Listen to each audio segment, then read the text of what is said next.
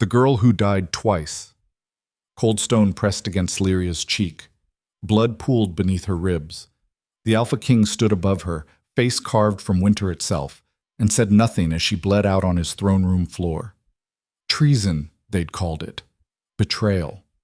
She'd loved him once, stupid, reckless love, and he'd let them kill her for it.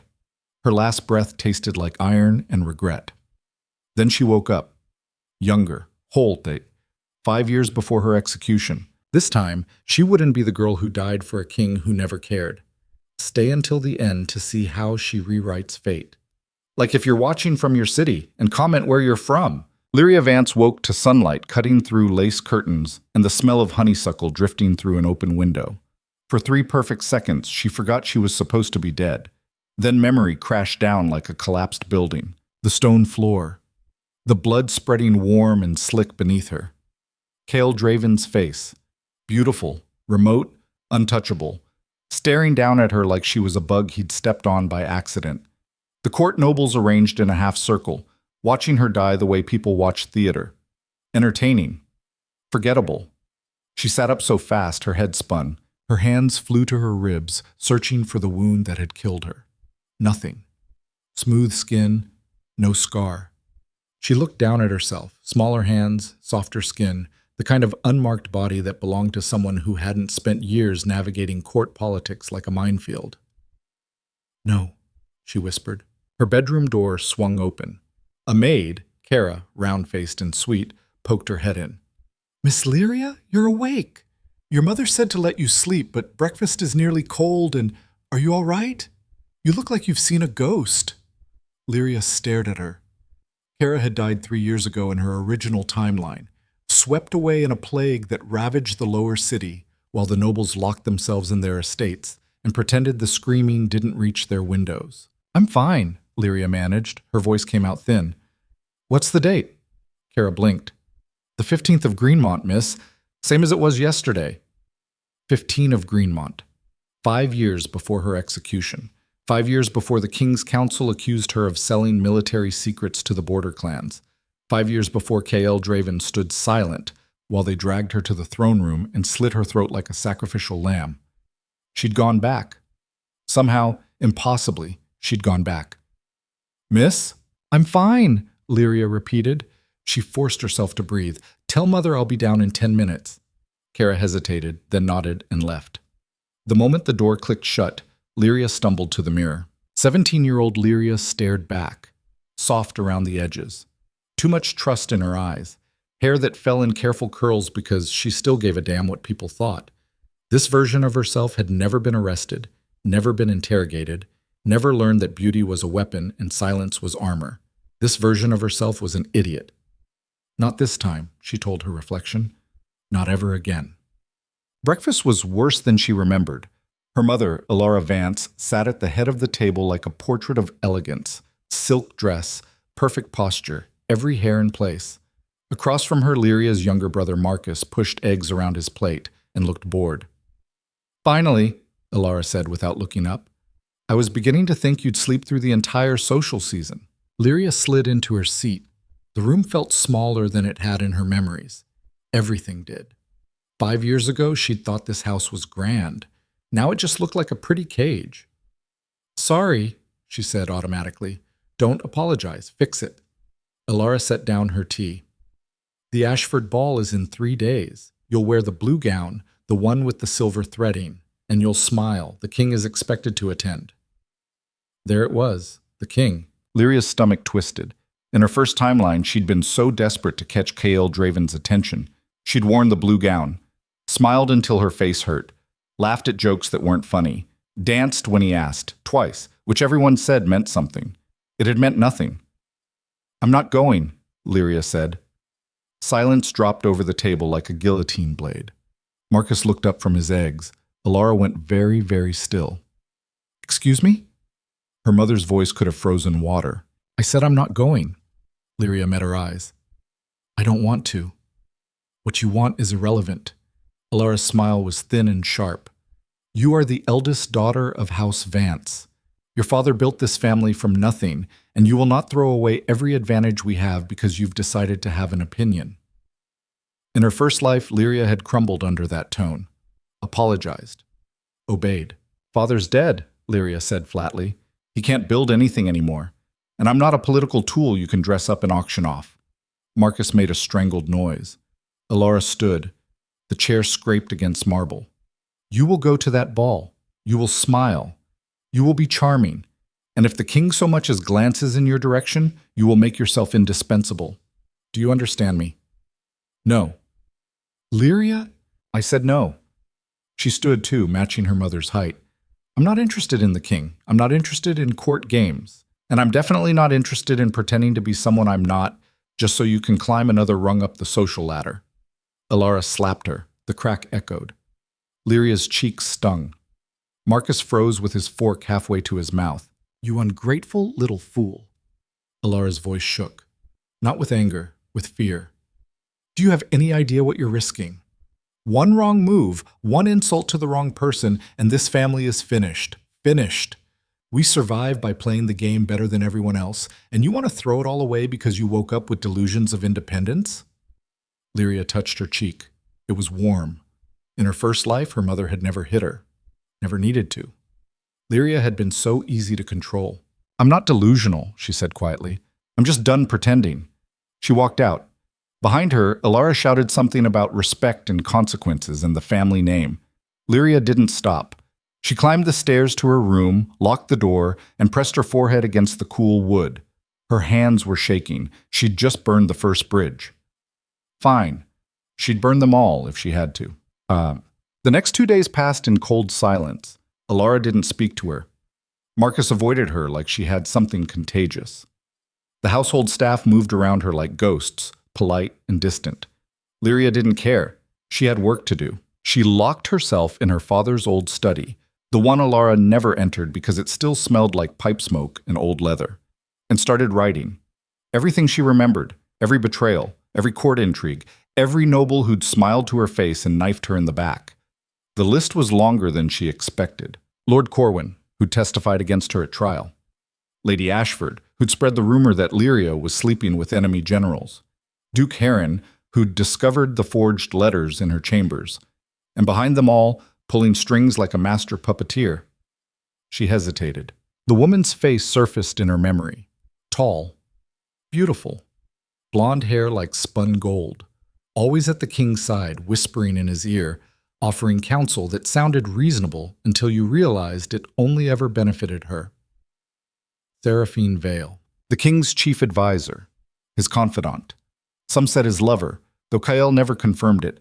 Seraphine had been the one who'd first suggested Lyria might be a traitor.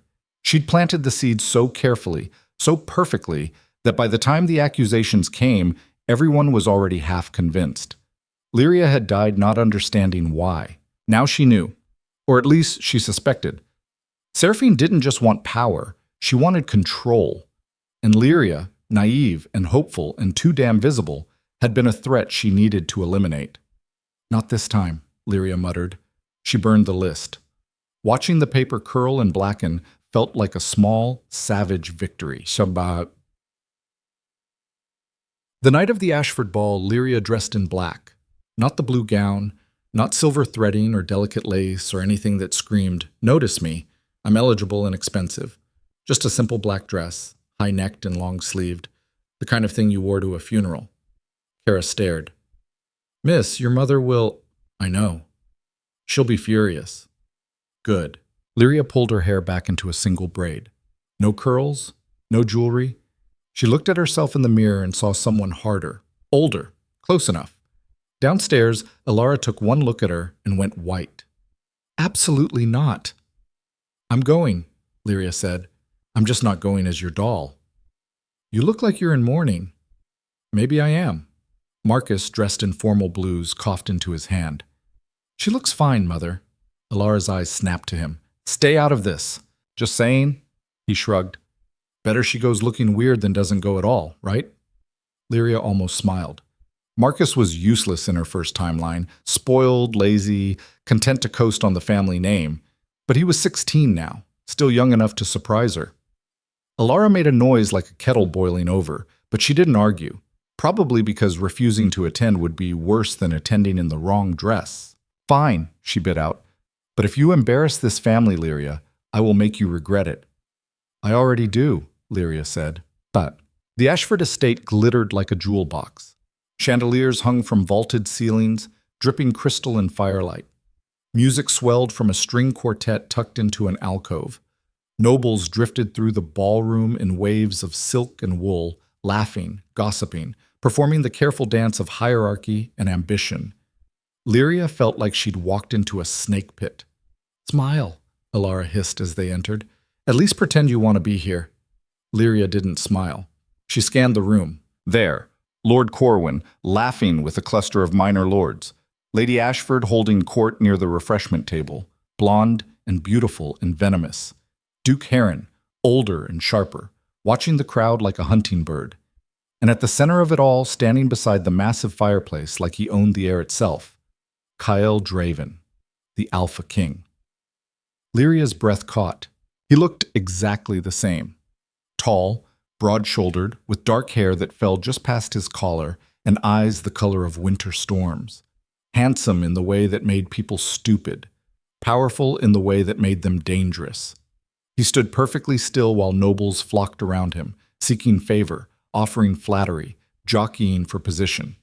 And beside him, one hand resting lightly on his arm, Seraphine Vale. Gold hair swept up in an intricate twist, emerald gown that clung like water, smile that promised warmth and delivered ice. Lyria's hands curled into fists. Breathe, Marcus murmured beside her. You look like you want to kill someone. Maybe I do. Well, don't. Mother will actually murder you. Lyria forced herself to exhale. He was right. She couldn't afford to lose control. Not here. Not yet. But then Kyl's gaze drifted across the room, casual, disinterested, and landed on her. For one heartbeat, their eyes met. Recognition flickered across his face. Not the kind that came from knowing someone. The kind that came from noticing something out of place. Lyria looked away first. Come on, Alara said, tugging her forward. Lady Ashford is waving. Smile. The next hour was torture. Alara dragged her through the crowd like a prized horse at auction, introducing her to lords and ladies who didn't remember her and wouldn't care if they did. Lyria played along, saying the right things, nodding at the right moments, all while tracking Kyl's position in her peripheral vision. He didn't move, just stood there, listening to Seraphine whisper in his ear, occasionally nodding, the perfect image of a king who had everything under control. Lyria wanted to scream, Lyria Vance! She turned. Seraphine stood 3 feet away, smiling. Up close, she was even more perfect. Porcelain skin, sharp cheekbones, eyes like green glass. Beautiful the way a knife was beautiful. Lady Vale, Lyria said evenly. I don't believe we've been properly introduced. Seraphine's smile widened. Though I've heard so much about House Vance. Your father was quite the tactician, wasn't he? He was. A shame about his passing. The kingdom lost a valuable mind. She tilted her head. I hope you've inherited his talents. It sounded like a compliment. It wasn't. Lyria met her eyes. I've inherited his ability to see through bullshit. Seraphine's smile froze. Somewhere behind them, someone gasped. Alara made a choking sound. I see. Seraphine's voice went soft, dangerous. How refreshingly direct. I'm not here to play games, Lyria said, so let's not pretend. Lyria, Alara hissed. Apologize. Now. No. The music faltered. Conversations died. Suddenly, half the ballroom was watching. Seraphine studied her like a specimen under glass. You're younger than I expected, and far more foolish. And you're exactly what I expected, Lyria shot back.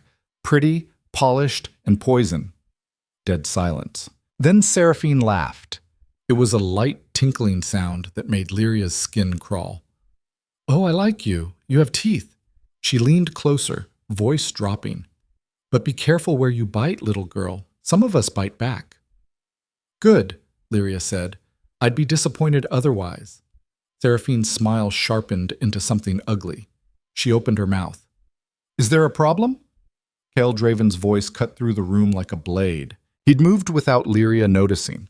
Now he stood 5 feet away, hands clasped behind his back, expression utterly neutral. But the air around him felt heavy, oppressive, like standing too close to a fire. Seraphine's mask slid back into place. "Of course not, Your Majesty. Just getting acquainted with the Vance girl." Cale's gaze shifted to Lyria. "Miss Vance." She should have curtsied, bowed her head, shown deference. She didn't. "Your Majesty," she said flatly. His eyes narrowed. "You're wearing black," he observed. "I'm aware." "To a celebration. It suits my mood." A ripple of shock went through the crowd. "You didn't talk to the Alpha King like that. You didn't meet his eyes without permission. You definitely didn't challenge him in front of the entire court." Lyria didn't care. Cale took a step closer. "Your mood." "Mourning," she said. "For common sense seems to be in short supply lately." Someone made a strangled noise. Alara looked like she might faint. Cale stared at her. His expression didn't change, but something flickered behind his eyes. Surprise, maybe, or anger, hard to tell. "Interesting," he said finally. Then he turned and walked away. Seraphine followed, shooting Lyria a look that promised retribution. The moment they were gone, Alara grabbed Lyria's arm hard enough to bruise. "What the hell was that?" "Honesty," Lyria said. "That was suicide." Her mother's voice shook. "You just insulted the king's closest advisor in front of half the court. Do you have any idea what you've done?" "Yes." "Then you're stupider than I thought." Lyria pulled her arm free. "Maybe. Or maybe I'm the only one here who's not a coward."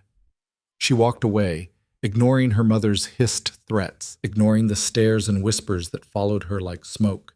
She'd just painted a target on her back. Fine.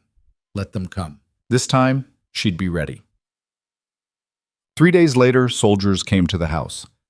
Lyria was in the study when she heard boots on marble. Lots of them. She stood, heart hammering, and moved to the window. A dozen royal guards stood in the courtyard. Silver armor, red cloaks, the king's personal regiment. "Shit," she whispered. Downstairs, Alara was shouting. Marcus was arguing. Kara was crying. The study door slammed open. A guard captain stepped in, tall, scarred, face like granite. "Lyria Vance? That's me. By order of the Alpha King, you are to come with us." Her stomach dropped. "On what grounds?" "Doesn't matter." He gestured to 2 guards behind him. "You can walk or we can carry you. Your choice." Lyria looked at the window. 2nd floor. She could jump. Probably break an ankle. Definitely get caught. She looked back at the captain. "I'll walk." "Smart girl." They escorted her out like a criminal. Alara stood in the foyer, white-faced and silent. Marcus looked furious. Kara was sobbing into her apron. "It's fine," Lyria told them. She wasn't sure if she was lying. The guards led her outside into a carriage with bars on the windows. As the door clanged shut, Lyria leaned back and closed her eyes. History was already changing. In her first timeline, she hadn't been arrested until years later. But she'd also been obedient. Quiet. Easy to manipulate. Now she'd pissed off the king and his favorite advisor in one night. She'd accelerated the timeline, which meant everything that came next would be different too. The carriage jolted forward. Lyria opened her eyes and stared at the bars. Fine. Let it be different. This time, she wouldn't die without a fight.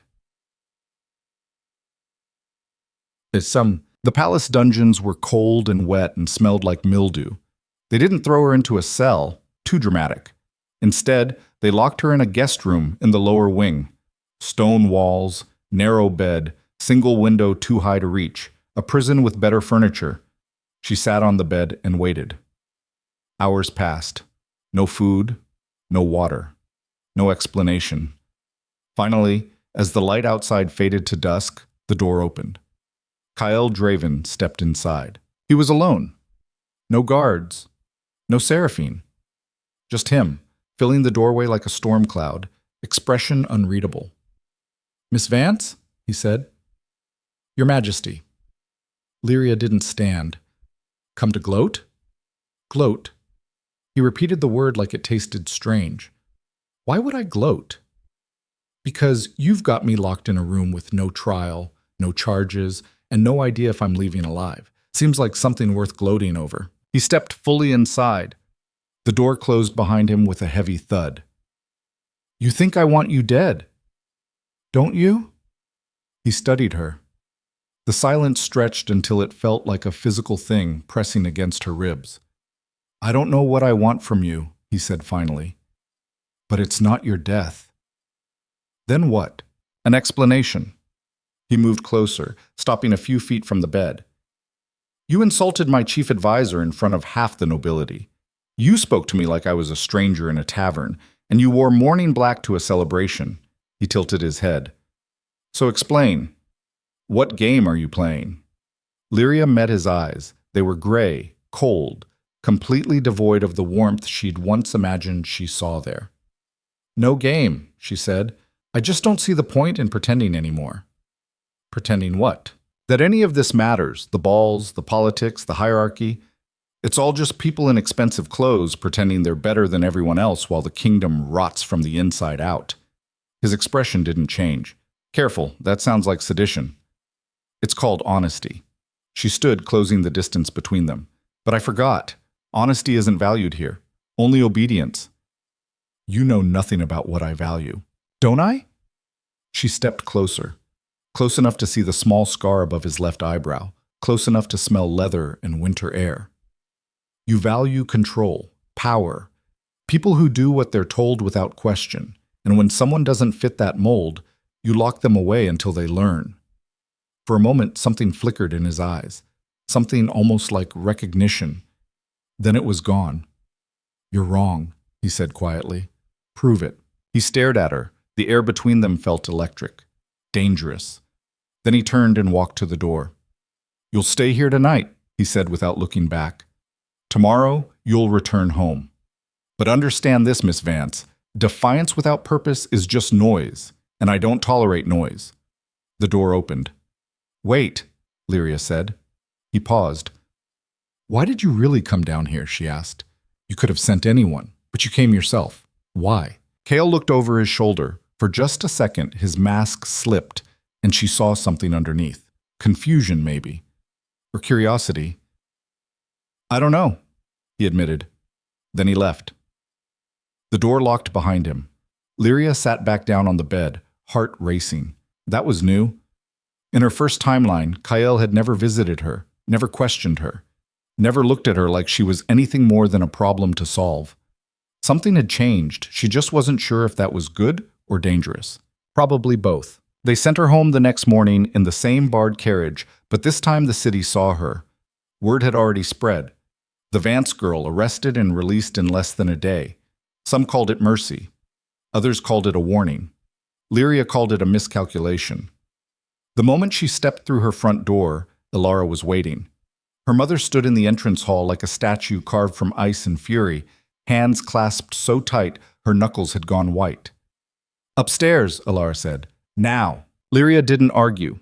She climbed the stairs with her mother's footsteps echoing behind her, sharp and precise as hammer strikes. They reached Lyria's bedroom. The door slammed shut. Explain. Lyria sat on the edge of her bed. There's nothing to explain. The king wanted to ask me some questions. I answered. He let me go. Don't lie to me, Ilara's voice cracked like a whip. You don't get dragged to the palace in chains and released without consequence unless someone very powerful decided you're worth keeping alive. So tell me, what did you promise him? Nothing. Lyria, I didn't promise him anything, Mother. We talked, that's all. Ilara stared at her like she was trying to see through skin and bone into whatever truth Lyria was hiding. Finally, she exhaled through her nose. You've made yourself visible. That's dangerous. I know. Do you? Ilara crossed her arms. Because from where I'm standing, you've done everything possible to draw attention from people who could crush us without blinking. First Seraphine Vale, now the king himself. What's next? Are you going to insult the entire royal council? Lyria almost smiled. If they deserve it. Her mother's hand flew. The slap cracked across Lyria's cheek, harder than last time. Her head snapped to the side. This isn't a game, Ilara hissed. You think you're clever, brave? You're a 17-year-old girl with no title, no power, and no allies. All you have is a family name that's hanging by a thread, and you're doing everything you can to cut it. Lyria touched her burning cheek. Maybe it should be cut. What? Maybe we shouldn't have to beg and scrape and sell ourselves just to keep a name that only matters because Father knew how to play the same sick game everyone else is playing. She stood. I'm tired, Mother. Tired of pretending. Tired of being something I'm not just so we can keep a house and a title that mean nothing. Alara's face went very still. Your father died protecting that name. No, he died chasing it. Lyria met her mother's eyes. And I'm not going to do the same. For a long moment, neither of them moved. Then Alara turned and walked to the door.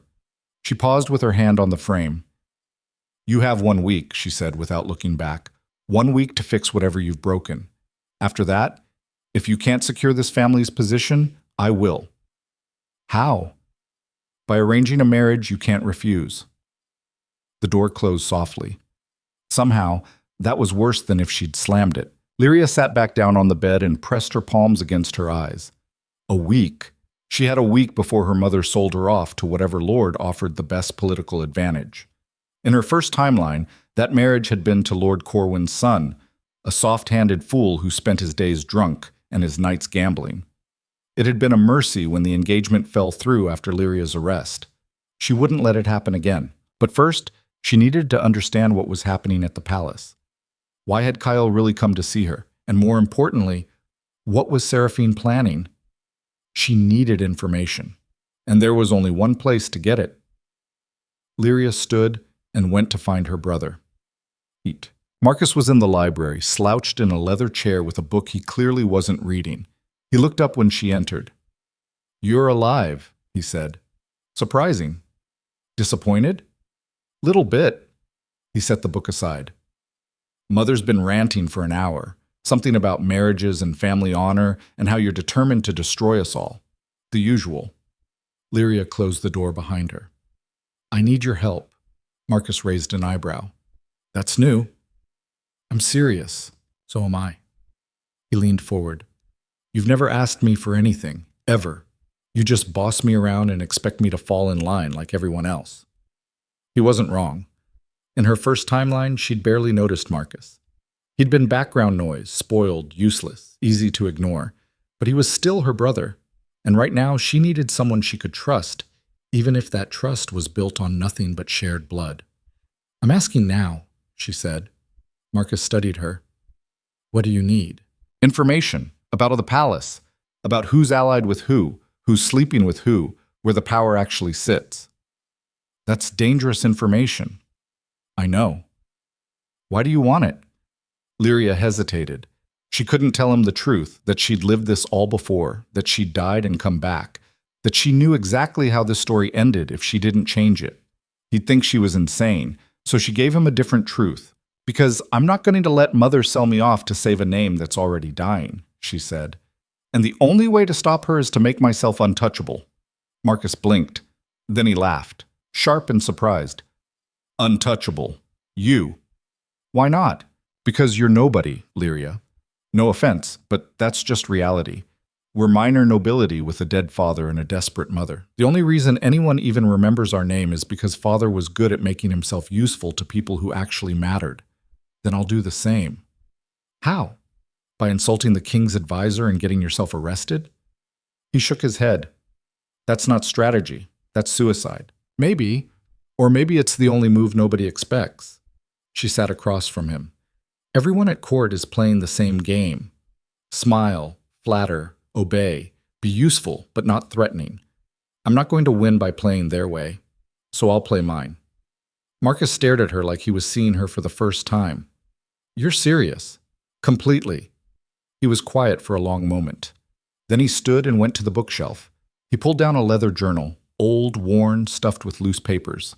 Father's notes, Marcus said, handing it to her. Everything he learned about the court, who to trust, who to avoid, who's got skeletons buried so deep they'd kill to keep them hidden. Lyria took the journal carefully. Why do you have this? Because Mother doesn't know it exists, and I figured someday it might be useful. He shrugged. Guess today's that day. She looked down at the journal, then back at her brother. Thank you. Don't thank me yet. If you're really going to do this, you need to understand something. He leaned against the bookshelf. The people at that palace? They'll smile while they gut you. They'll call you friend while they sharpen the knife. And the king? Marcus's expression darkened. He's the worst of them all because he doesn't pretend. He just takes what he wants and destroys what he doesn't. I know. Do you? Because from where I'm sitting, it looks like you're about to walk into a cage full of wolves and hope they don't notice you're bleeding. Lyria stood. Then I'll make sure I'm the biggest wolf in the room. Marcus laughed again, but this time it sounded almost impressed. You're going to get yourself killed. Probably. And you're doing it anyway. Yes. He shook his head. You're either the bravest person I know or the stupidest. Can't I be both? Fair point. He moved toward the door, then paused. Lyria, for what it's worth, I hope you survive this. Me too. He left. Lyria opened the journal and started reading. All right. Her father's notes were a revelation. Page after page of observations, connections, warnings. Lord Corwin owed money to half the merchant guilds in the city. Lady Ashford's husband had a mistress in the lower quarter. Duke Heron had once been caught trying to sell military intelligence to border clans, hushed up, of course, but the threat of exposure kept him loyal. And Seraphine Vale. Lyria found an entire section dedicated to her. Her father had been suspicious. Noted that she'd appeared at court 5 years ago with no family, no history, no explanation. Just a beautiful woman with sharp political instincts and an uncanny ability to position herself exactly where power congregated. The king trusts her too much, her father had written. Dangerous. Need to investigate further. But there was nothing after that. Either he'd run out of time or he'd found something so damning he'd hidden it somewhere else. Lyria closed the journal and pressed it against her chest. Her father had seen it too. The wrongness. The manipulation. He'd just died before he could do anything about it. She wouldn't make the same mistake. A knock at the door interrupted her thoughts. Kara poked her head in, looking nervous. Miss, there's someone here to see you. Who? A royal courier. He says he has a message from the palace. Lyria's stomach dropped. Send him in. The courier was young, barely older than Marcus, wearing the king's colors. He bowed stiffly and held out a sealed letter. Miss Vance, I'm instructed to deliver this directly to you and await your response. She took the letter. The wax seal bore the royal crest, a wolf's head, crowned and snarling.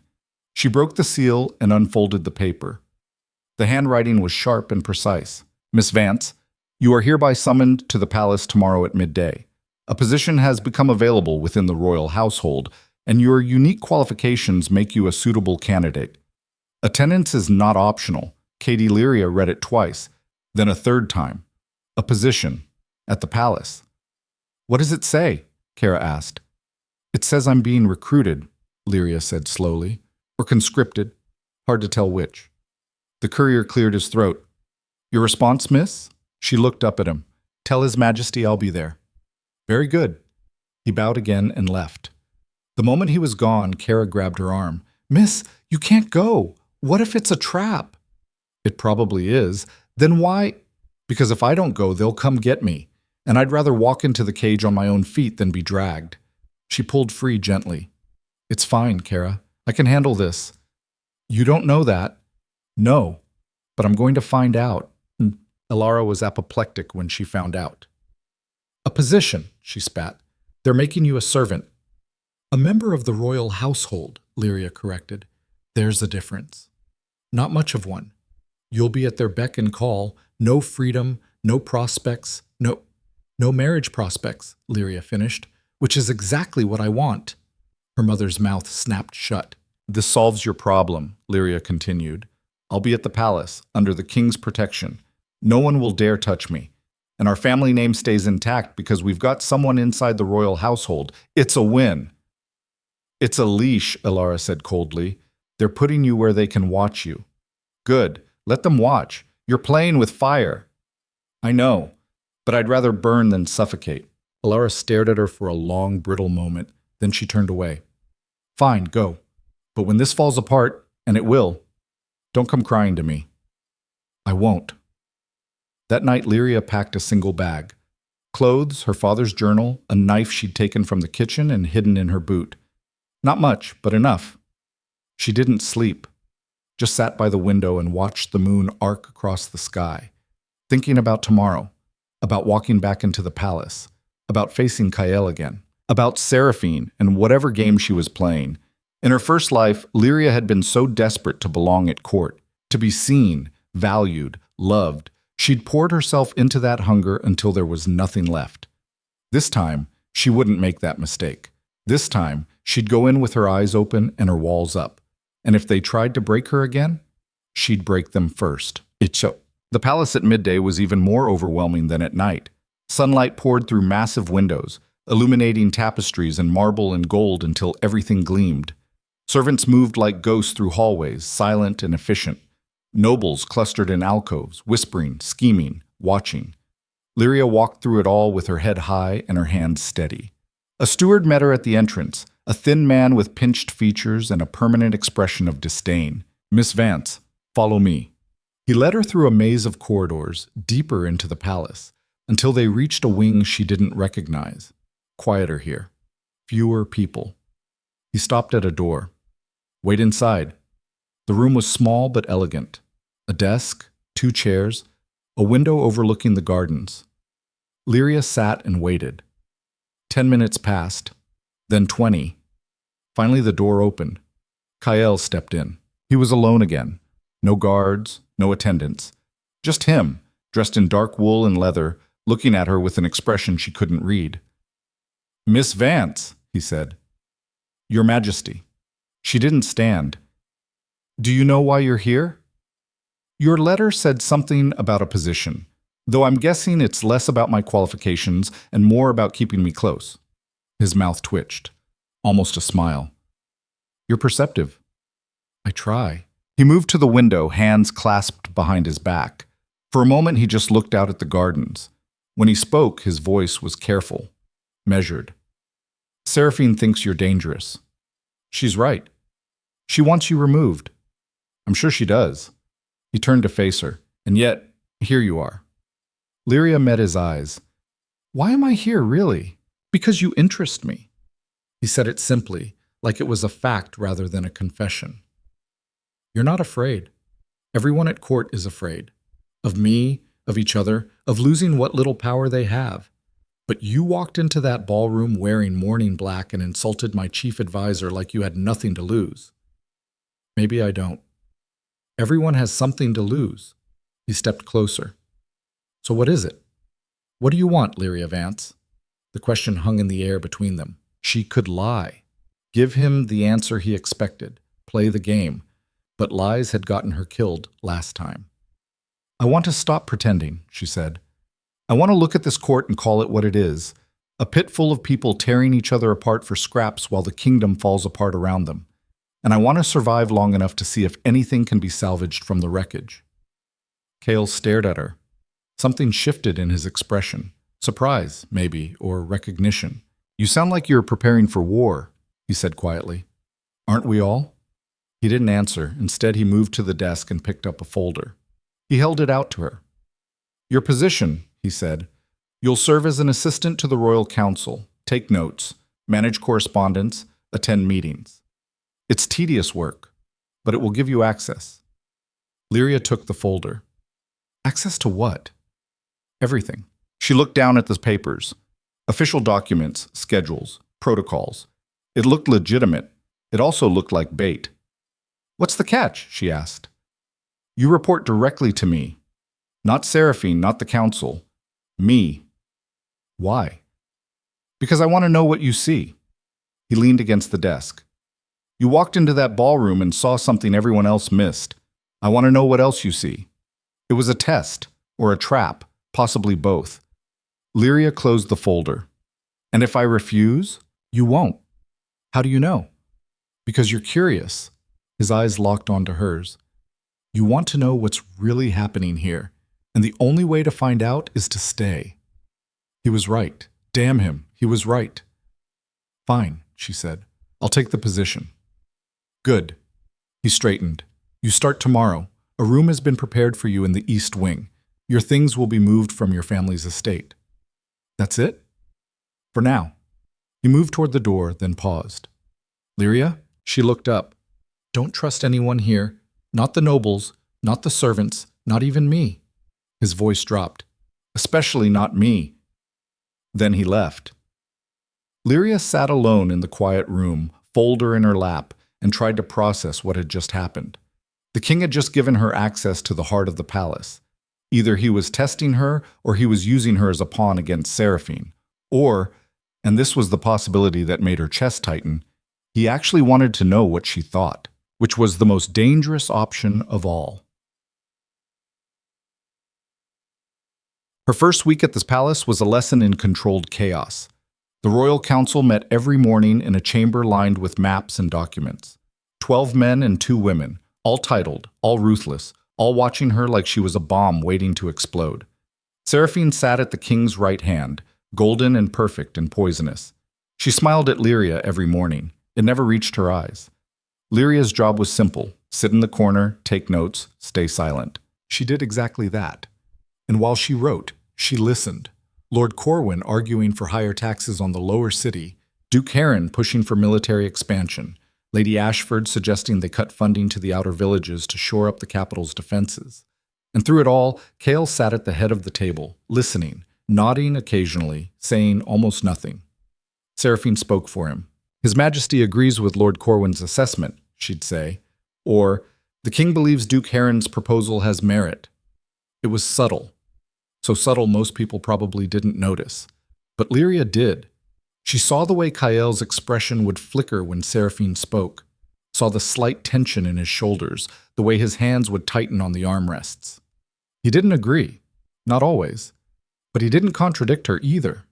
Why? Lyria made notes. Lots of them. And when the meetings ended, she took them to Kael's private office and left them on his desk, just as he'd instructed. She never saw him read them, but they were always gone by morning. On the 5th day, Seraphine cornered her in the hallway. "Miss Vance, walk with me." It wasn't a request. They walked through the gardens, beautiful, manicured, full of flowers that probably cost more than Lyria's entire wardrobe. Seraphine moved like she owned the ground beneath her feet. "You've been very quiet this week," Seraphine said. "Almost disappointing. I expected more fire from the girl who insulted me at the Ashford ball." "I'm working," Lyria said evenly. "Not much room for fire." Seraphine plucked a white rose from a bush, twirling it between her fingers. "Tell me, do you know why the king really brought you here? He said I interested him. And you believe that?" Seraphine laughed. It sounded like breaking glass. "Oh, you poor thing. You actually think he cares what you think. Don't you?" The laughter stopped. Seraphine's smile went sharp. "I think you're a distraction, a momentary curiosity. And once he gets bored, which he will, you'll be discarded like every other girl who thought she was special." Lyria stopped walking. "Is that what happened to you?" Seraphine went very still. "I'm sorry," Lyria continued, voice light. "I just assumed. You seem so desperate to keep his attention. Makes me wonder if you're worried about losing it." For a moment, Seraphine's mask cracked. Lyria saw raw fury underneath. Then it smoothed over. "Careful, little girl," Seraphine said softly. "You're playing a game you don't understand. And when you lose, and you will lose, there won't be anyone to save you." She dropped the rose. It landed at Lyria's feet, white petals already browning. Then she walked away. Lyria picked up the rose and crushed it in her fist. That night, she couldn't sleep. She kept replaying Seraphine's words, the threat underneath the politeness, the certainty that Lyria would fail. In her first timeline, Seraphine had been right. Lyria had failed, been outmaneuvered, framed, executed. But this time was different. This time, she knew what was coming. She got out of bed and pulled on a robe.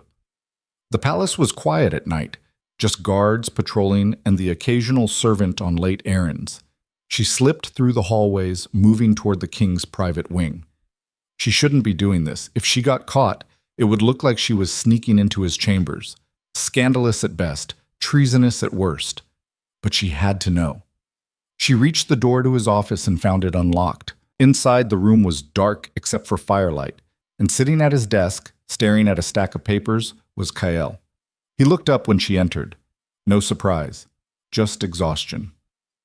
"Can't sleep either?" he asked. "No?" "Join the club." He gestured to the chair across from him. Sit. She did. For a long moment, neither of them spoke. The fire crackled. Somewhere outside, an owl called. Why am I really here? Lyria asked finally. Not the official reason. The real one. Kael leaned back. Shadows carved his face into something older, harder. Because I'm losing control, he said quietly. Of the council, of the court, of everything. And I don't know how to get it back. Lyria blinked. She hadn't expected honesty. Seraphine, she said. Among others. He rubbed his eyes. But yes, mostly her.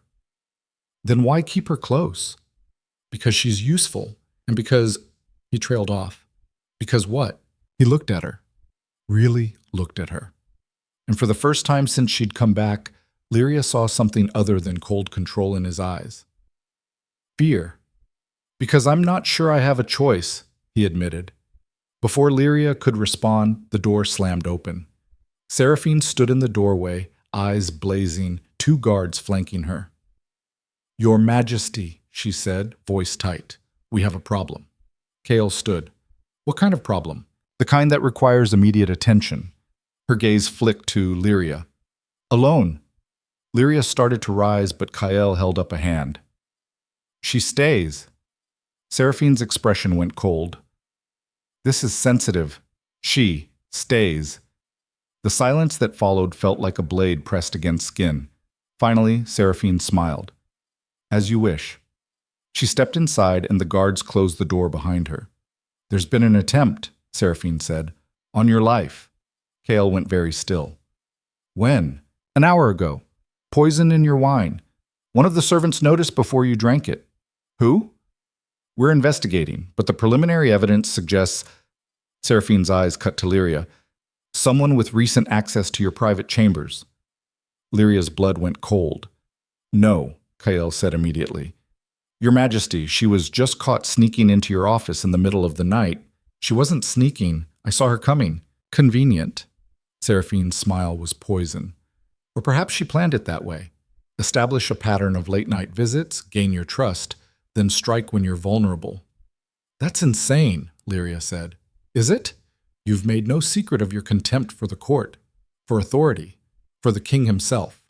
And now, conveniently, someone tries to kill him the same week you arrive. Kael stepped between them. Enough! I'm trying to protect you. I said enough. His voice cracked like thunder.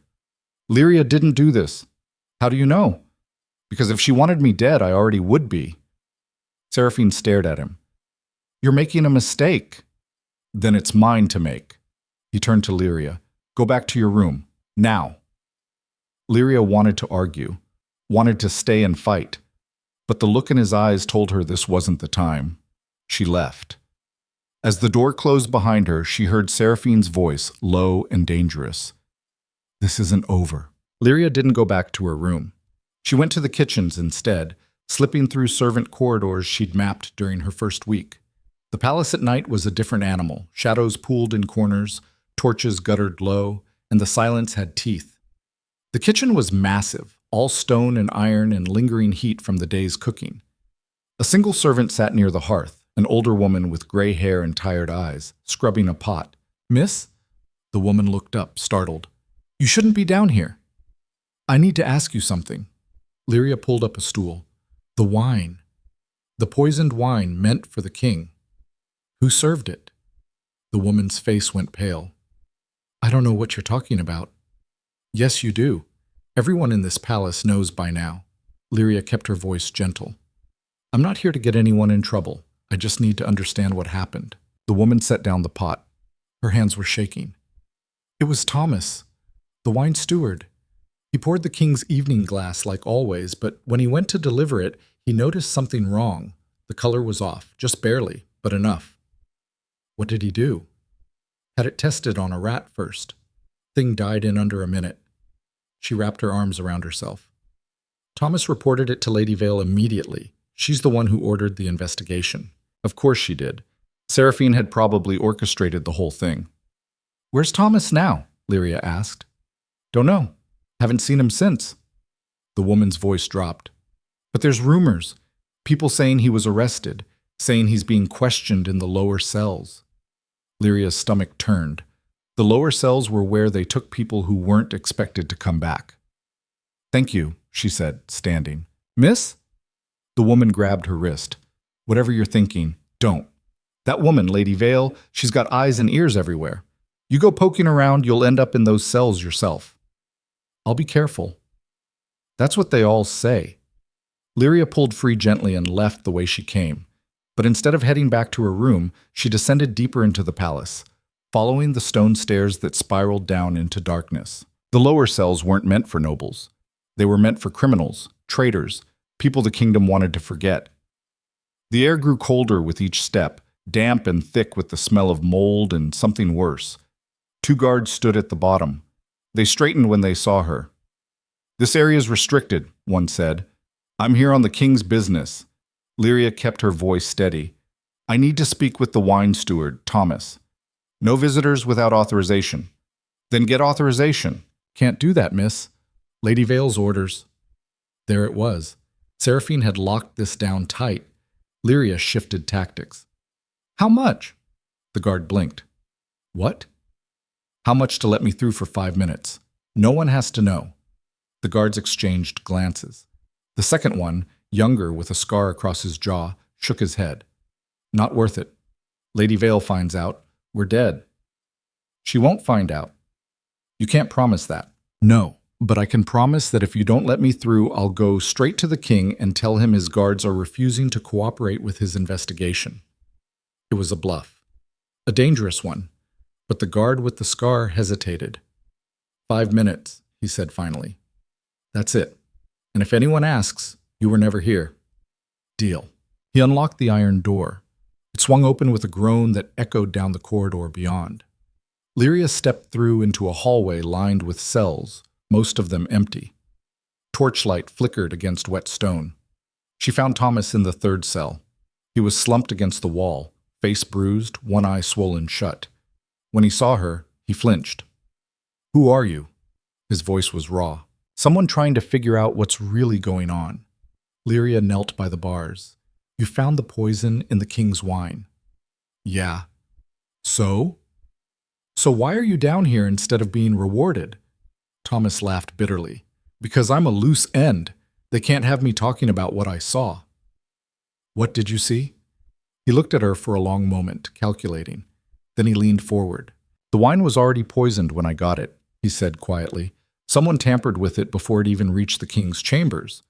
But here's the thing. Only 3 people have access to that particular vintage. The king himself, Lady Vale, and the head of the royal guard." Lyria's pulse quickened. "Which means one of them did it." "Or all of them." Thomas coughed, wincing.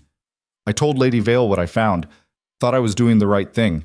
Next thing I know, I'm arrested for attempted assassination." "She's framing you." "Obviously." He leaned back against the wall. "Look, I don't know what you're after, but if you're smart, you'll stay far away from this. That woman, she's not human. She's something else. And whatever she's planning, it's bigger than poisoned wine."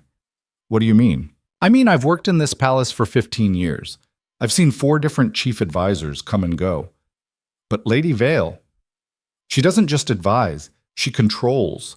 Every decision, every policy, every word that comes out of the king's mouth, it's all her. It's like he's not even—" He stopped. His eyes went distant. "Not even what?" Lyria pressed. "Not even there," Thomas whispered. "Sometimes when I'm serving him, I swear he looks like he's trapped, like he's screaming inside but can't get the words out." A chill ran down Lyria's spine. She thought about Kyle's face in his office, the exhaustion, the fear. "Because I'm not sure I have a choice." "Time's up," the guard called from the hallway. Lyria stood. "I'm going to get you out of here." Thomas shook his head. "Don't make promises you can't keep." "I don't." She left him there and climbed back up to the light. But her mind was racing. Thomas had confirmed what she'd suspected. Seraphine wasn't just manipulating the king. She was controlling him. But how? And why? She needed answers, and there was only one place to find them. Seraphine's chambers. Breaking into the chief advisor's private rooms was possibly the stupidest thing Lyria had ever attempted, which, given the last few weeks, was saying something. She waited until just before dawn, when the palace was at its quietest. Seraphine would be in the council chamber preparing for the morning meeting. That gave Lyria maybe an hour. The door was locked, but the mechanism was simple. Lyria had learned to pick locks in her first timeline, a skill she'd acquired during her arrest, watching the guards open and close her cell. She'd never thought she'd use it. The lock clicked, the door swung open. Seraphine's chambers were exactly what Lyria expected: elegant, expensive, cold. Everything arranged with precision. Not a single item out of place. Lyria moved quickly. She searched the desk first, rifling through papers. Most of it was correspondence, letters to nobles, trade agreements, military reports. Nothing incriminating. Then she found the locked drawer. It took her longer to pick this one. Her hands were shaking and the mechanism was more complex. But finally, it gave. Inside was a single leather-bound book. Lyria pulled it out and opened it. The pages were covered in strange symbols, not writing exactly, but something older, ritualistic. And scattered throughout were sketches, diagrams of circles and sigils and what looked like binding marks. At the center of one page was a drawing of a man. His face was obscured, but the crown on his head was unmistakable. Beneath the drawing, written in sharp script, "Subject remains bound. Behavioral compliance at 87%. Resistance minimal but persistent. Increase reinforcement." Lyria's blood went cold. This wasn't political maneuvering. This was magic. Dark magic. Seraphine had bound Kael somehow, locked him into obedience like a dog on a chain. She flipped through more pages, found dates, notes, observations. The binding had been in place for 3 years. 3 years of Seraphine slowly tightening her grip, turning the Alpha King into a puppet. And at the back of the book, she found her own name. Lyria Vance. Anomaly. Timeline disruption detected. Immediate removal required. Timeline disruption. Seraphine knew. Somehow she knew Lyria had come back. The door crashed open. Lyria spun. Seraphine stood in the doorway, flanked by 4 guards. Her face was perfectly calm, but her eyes burned. "I was wondering when you'd get curious enough to try this," Seraphine said. "Honestly, I'm disappointed it took you this long." Lyria clutched the book. "What did you do to him?" "What I had to." Seraphine stepped inside. The kingdom was falling apart. Weak leadership, endless squabbling, no direction. Someone had to take control. "So you enslaved him?" "I saved him." Seraphine's voice went sharp. He was drowning in indecision, paralyzed by doubt. I gave him clarity, purpose. Under my guidance, this kingdom has thrived. Under your control. Same thing. Seraphine held out her hand. "Give me the book, Lyria." "No. You don't have a choice." "Everyone keeps saying that. I'm getting tired of it." Lyria bolted. She threw herself toward the window, book clutched to her chest. The guards lunged, but she was faster. She crashed through the glass in a shower of shards and fell. For one terrifying second, she was in freefall. Then her hand caught the ledge of the window below. Pain shot through her shoulder, but she held on. Below her, the courtyard was 3 stories down. Above, she heard shouting. She couldn't go back up, so she went sideways. Hand over hand, she moved along the ledge, ignoring the screaming in her muscles. Her fingers found the corner of the building. She swung around it and dropped onto a lower balcony, landing hard enough to knock the wind out of her. Behind her, guards were already climbing out the window. Lyria ran. She sprinted through the palace, book pressed against her ribs, lungs burning. Servants scattered. Nobles stared. She didn't stop. She had to get to Kael, had to show him, had to... Strong hands grabbed her from behind and slammed her against the wall. Duke Heron loomed over her, face twisted with fury. "Thief! Guards!" "Let go!" He wrenched the book from her hands. Lyria fought, kicking and clawing, but he was too strong. He shoved her to the ground and raised the book like a trophy. "I've got it!" he shouted. Seraphine appeared at the end of the hallway, breathing hard, hair disheveled but still beautiful. She took the book from Heron with a cold smile. "Thank you, Duke." She looked down at Lyria. "Arrest her. Charge her with theft, assault, and attempted regicide." "What?" Lyria struggled to her feet. "I didn't try to kill anyone. You broke into my chambers, stole a royal document, and fled when confronted. That's treason." Seraphine's smile widened. "And treason carries a death sentence." Guards surrounded her. Lyria looked around wildly, searching for an escape, but there was none. They dragged her away in chains. Tippa, the throne room was packed. It seemed like every noble in the kingdom had come to watch her trial.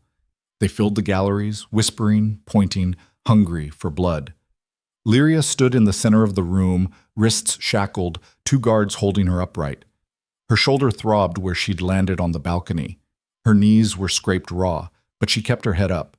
At the front of the room, Kael sat on his throne. He looked carved from stone, expressionless, remote. Seraphine stood beside him, one hand resting on the armrest. Possessive. "Lyria Vance," the magistrate intoned, "you stand accused of theft, assault, and attempted regicide.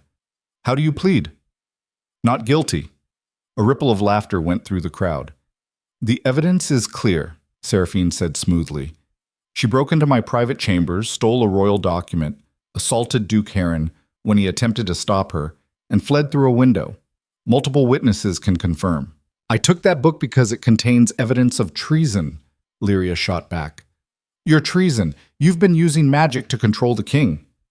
The room erupted. Nobles shouted. Guards shifted. The magistrate pounded his gavel.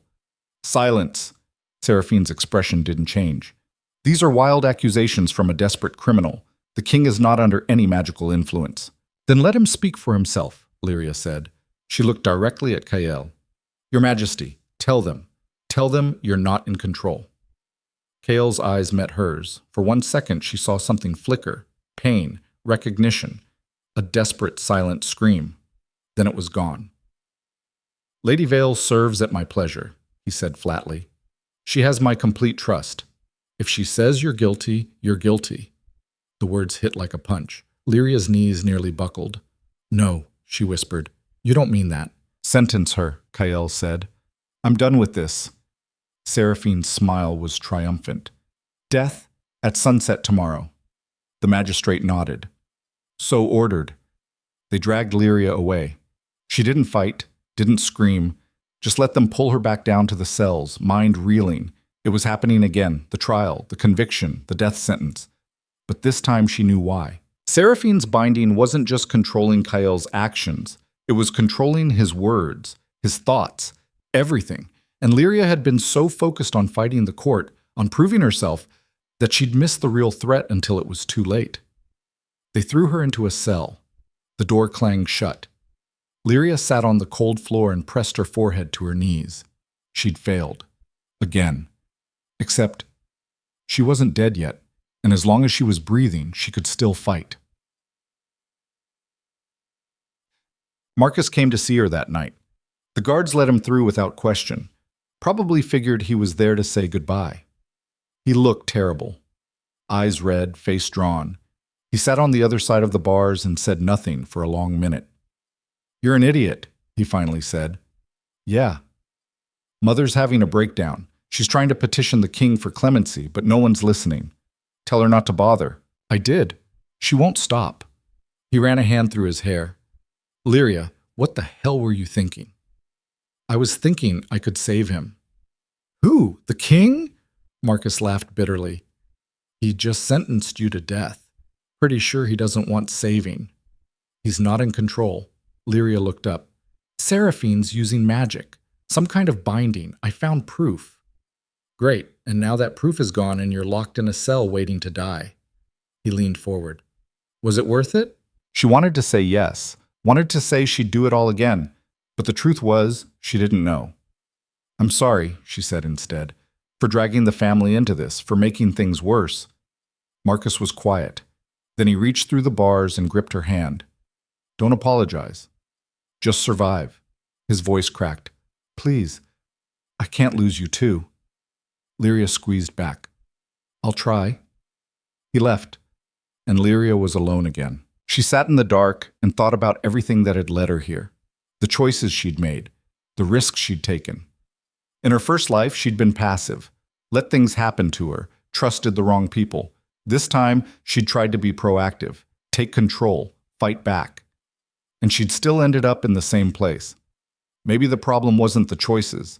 Maybe the problem was that she was fighting the wrong battle. She'd been so focused on Seraphine, on exposing her, on proving to everyone that the king was being controlled. But what if the real fight wasn't about proof? What if it was about breaking the binding itself? Lyria stood and paced. The binding had to have a source, some kind of anchor. In the book, she'd seen diagrams, symbols, references to the seal. Seraphine had written about a seal. Physical, permanent, placed somewhere on Kael's body where it wouldn't be seen. If Lyria could find it, destroy it, the binding would break. But she was locked in a cell with execution scheduled for sunset. She had maybe 18 hours. Not enough time. Unless the guard who'd led her into the lower cells, the one with the scar, he'd taken her bribe before. Maybe he'd do it again. What? It took most of her jewelry and a promise she wasn't sure she could keep, but the guard agreed. He opened her cell 2 hours before dawn. You've got until sunrise. After that, I'm reporting the cell empty and you're on your own. That's all I need. Where are you going? Better if you don't know. He handed her a cloak. Good luck, miss. You're going to need it. Lyria pulled the cloak tight and slipped into the hallway. The palace was quiet, but she knew the guard rotations now, knew where the gaps were. She made it to the king's private wing without being seen. His chambers were locked, but she picked it. Stepped inside. Kael was asleep in his bed, sprawled on his back, one arm flung above his head. He looked younger like this, vulnerable.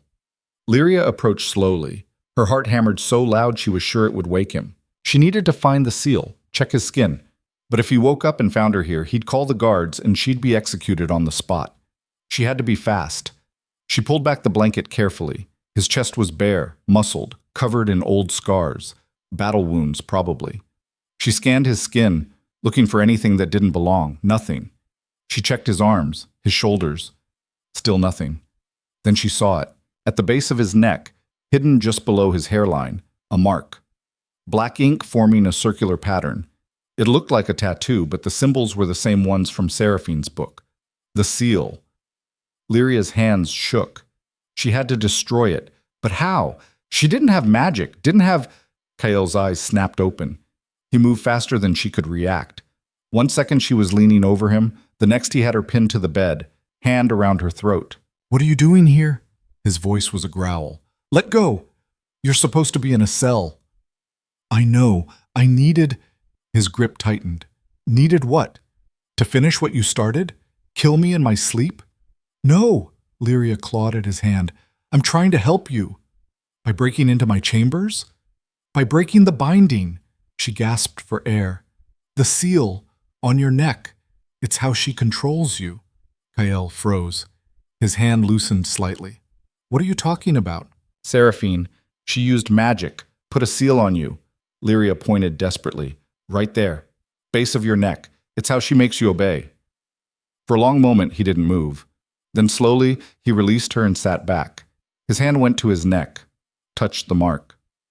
I've had this for years, he said slowly. She told me it was protection, a ward against assassination attempts. It's a leash. Kael's expression went dark, dangerous. You're lying. I'm not. I found her book. Saw the diagrams. She's been controlling you for 3 years. Lyria sat up, rubbing her throat. That's why you can't contradict her. Why you feel trapped. The binding won't let you break free. That's impossible. Is it? When's the last time you disagreed with her in public? He opened his mouth, closed it. When's the last time you made a decision without her input? Lyria pressed. When's the last time you felt like yourself? Kael stood abruptly. He walked to the mirror and turned, craning his neck to see the mark. The silence stretched. If this is true, he said quietly, why tell me? You're supposed to be executed at sunset. You could have run. Because you're not the enemy. She is. And if I'm going to die anyway, I'd rather die trying to fix this than running away. He turned to face her. His eyes were storm gray and full of something she couldn't name. How do we break it? I don't know, but Seraphine's book might have the answer. The book she took from you. Yeah. Which means we'd have to get it back. Yeah. Kael was quiet for a moment. Then, incredibly, he smiled. It was sharp and cold and absolutely feral. Then let's go get it. Getting the book back meant walking straight into Seraphine's chambers again. which, considering how the last attempt had ended, ranked somewhere between suicidal and monumentally stupid. Kyle stood in front of his mirror, still touching the mark on his neck. His jaw was tight, muscles coiled like he was preparing for battle. "She'll know we're coming," he said. "Probably. She'll have guards, wards, traps." "Definitely." He turned to look at her. "You understand this could kill us both." Lyria met his eyes. "Better than dying tomorrow at sunset while she wins." Something shifted in his expression. Not quite a smile, but close. "You're either very brave or completely insane." "I told you before. I'm both." This time he did smile. It transformed his face, made him look less like a king and more like a man who'd just remembered what it felt like to choose something for himself. "Then let's be insane together," he said. They moved quickly. Kale dressed in dark clothes, practical rather than ceremonial. He strapped on a sword, a real one, not the decorative blade he wore to court. When he caught Lyria watching, he shrugged. "If we're doing this, we're doing it properly." "Do you even know how to use that?"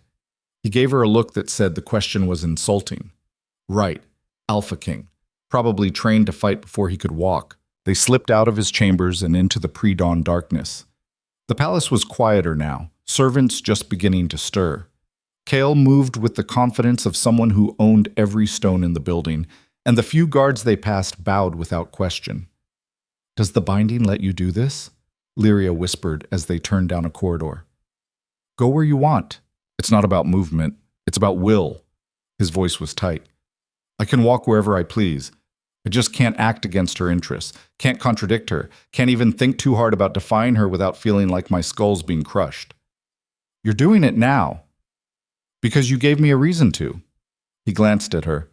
"The binding works on fear and isolation. It made me believe I was alone, that fighting back was impossible, but you broke that, just by trying." They reached Seraphine's door. Kale tried the handle. Locked. "Can you pick it?" he asked.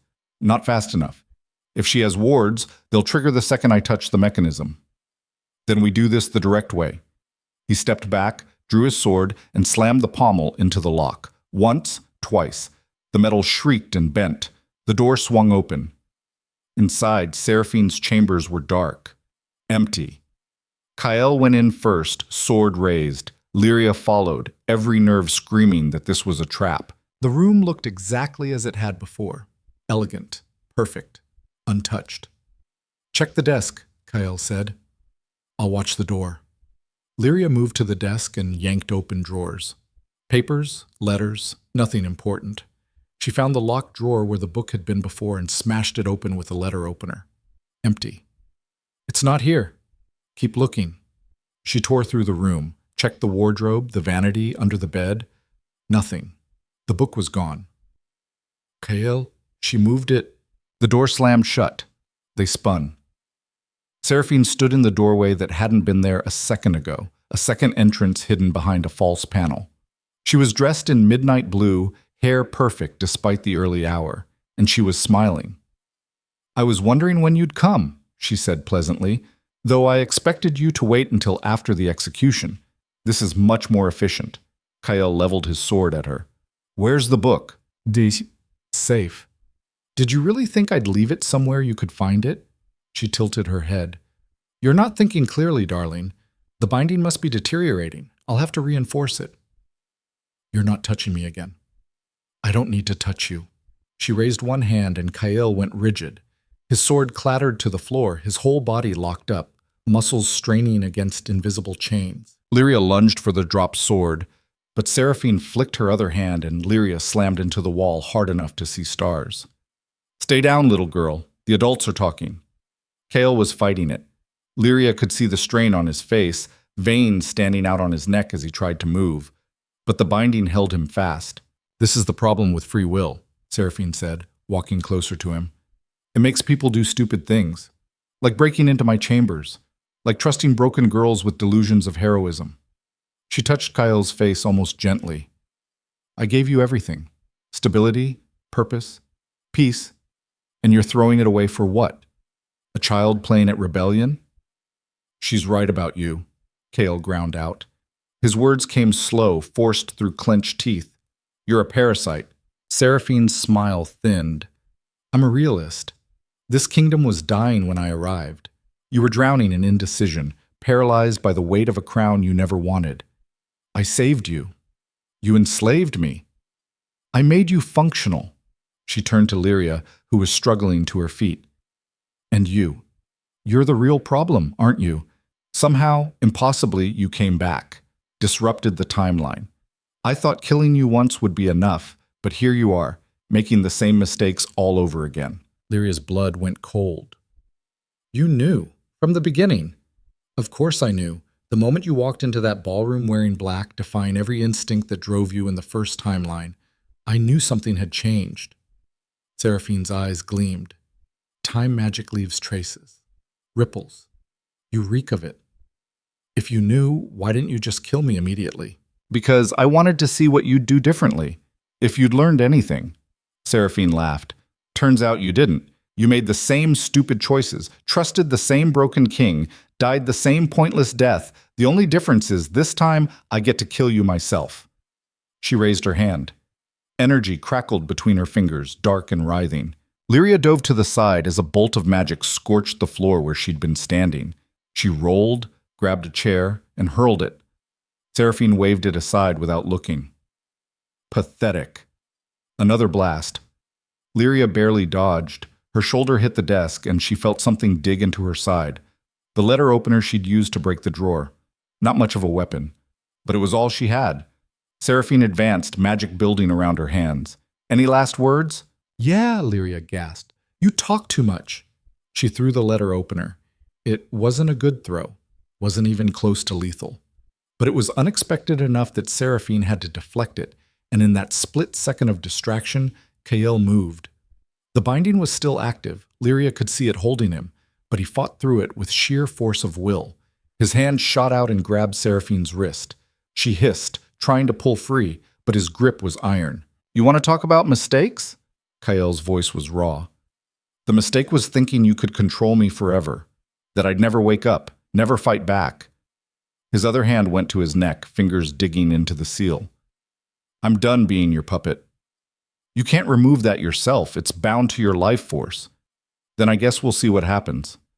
He dug his nails into the mark and tore. The scream that came out of him wasn't human. It was agony-given voice, a sound so visceral that Lyria felt it in her bones. Blood ran down his neck, black and wrong-smelling, and the seal began to burn. Seraphine jerked free and staggered back. Stop! You'll kill yourself! But Kael didn't stop. He clawed at the mark, ripping through skin and muscle, and the seal started to crack. Light spilled from the breaks, not natural light, but something fierce and silver, like bottled lightning. The binding shattered. The shockwave threw everyone to the floor. Lyria hit the ground hard, ears ringing. When she looked up, Kael was on his knees, blood streaming down his back, gasping for air like a drowning man who'd just broken the surface. And his eyes were clear, fully aware, free. Seraphine scrambled backward. For the first time since Lyria had met her, she looked afraid. No, that's not possible. Kael stood slowly. His movements were deliberate, controlled.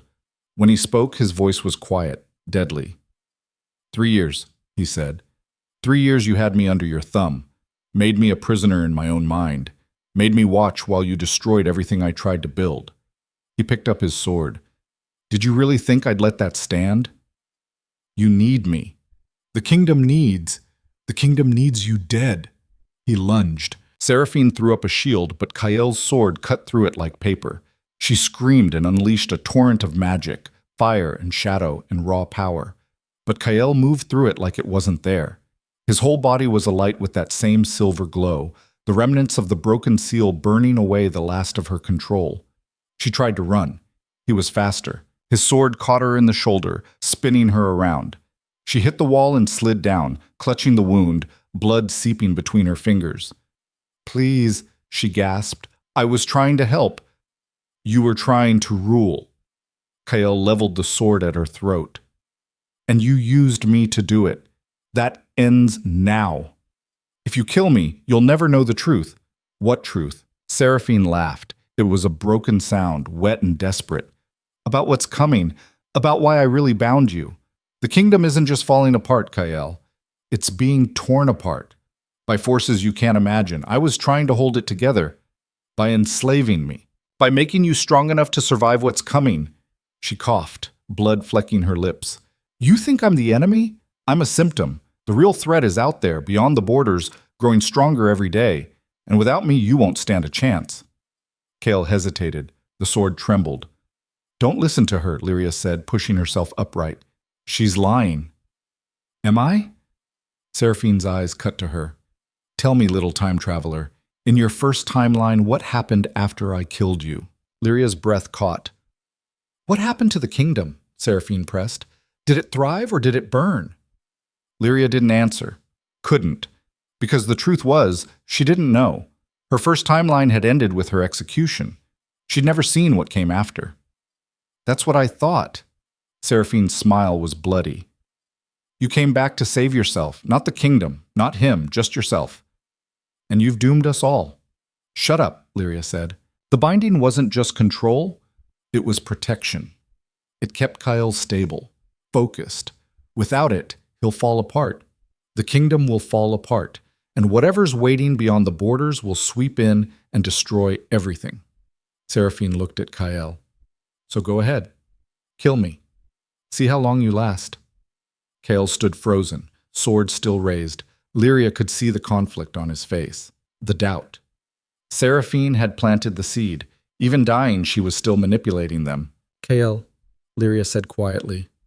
She's playing you. That's what she does. Uses truth as a weapon. Makes you doubt yourself. What if she's right? His voice cracked. What if I can't do this without... You can!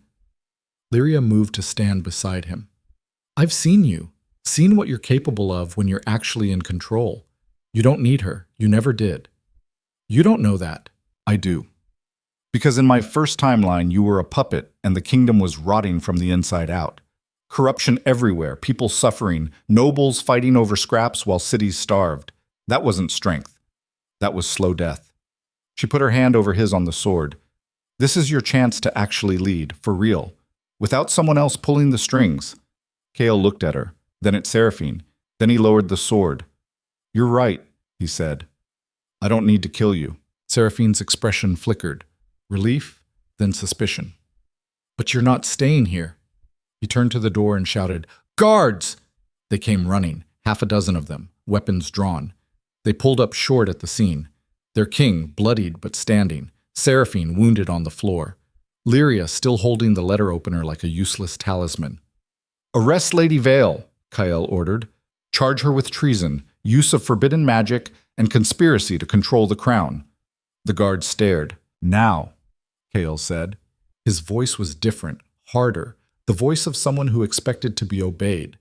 The captain stepped forward. Yes, Your Majesty. They hauled Seraphine to her feet. She didn't fight, just smiled that cold, knowing smile.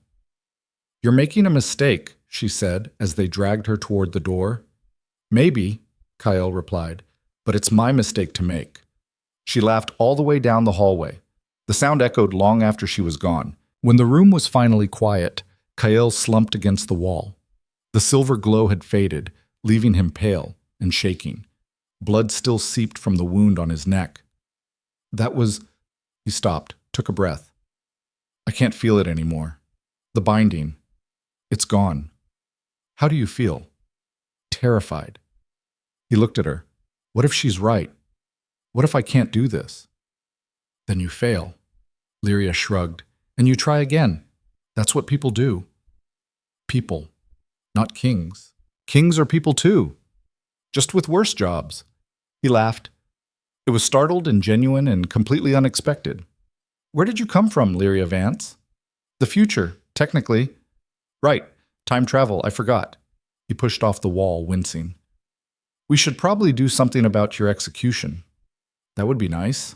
They left Seraphine's chambers and walked through the waking palace. Servants stopped and stared. Nobles whispered. But Kyle kept walking, head high, and Lyria stayed beside him.